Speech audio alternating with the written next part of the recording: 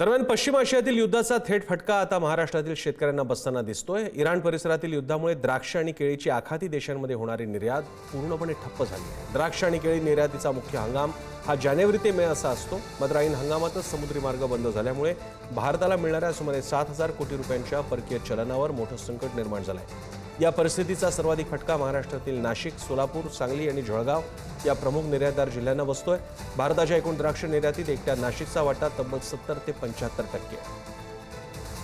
संदीप अग्रहारी केळी निर्यातदार आपल्या सोबत आहेत। संदीपजी, नेमका हा कसा फटका बसतोय, किती उलाढाल असते, किती रुपयाचा माल अडकून पडलेला आहे आणि याच्यामुळे अपेक्षित होऊ नये पण जर का अपेक्षित असेल ते नुकसान किती मोठं असू शकतं? संदीपजी,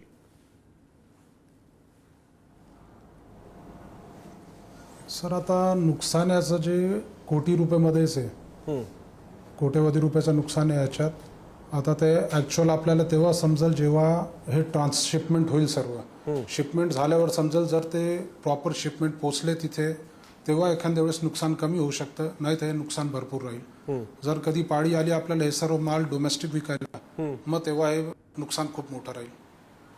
संदीपजी, असंही कळतंय की जो कंटेनर मधला माल आहे तो सोडून घेण्यासाठी सुद्धा कंपन्या अव्वाच्या सव्वा पैसे मागतायत। एकेका कंटेनर मागे 3-4 लाख रुपये मागतायत। त्यामुळे हा जो आपल्या बंदरांमध्ये, पोर्टमध्ये जो अडकलेला माल आहे त्याच्या सोडवणुकीसाठी काही आपल्याकडनं प्रयत्न होत आहेत? आपल्या काही मागण्या आहेत? ॲक्च्युअली आता जे चार्जेस घेतलं जात आहे त्याच्यात 3 प्रकारचे चार्जेस आहेत। तर ते प्लग इन चार्जेस आहे, जे कंटेनर पोर्टमध्ये राहिलेले आहे, त्याच्यात दुसरा आहे पोर्ट चार्जेस।